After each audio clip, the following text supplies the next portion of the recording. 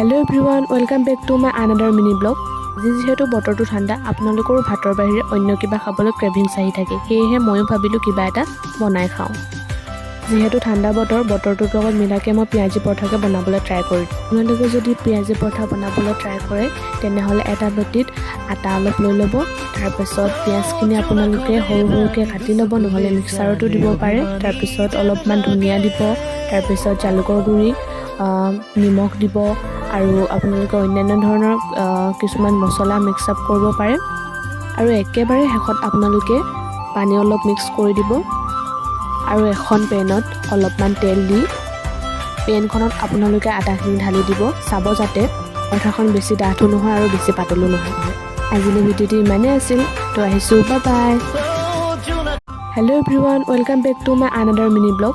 যিহেতু বতৰটো ঠাণ্ডা, আপোনালোকৰো ভাতৰ বাহিৰে অন্য কিবা খাবলৈ ক্ৰেভিংছ আহি থাকে।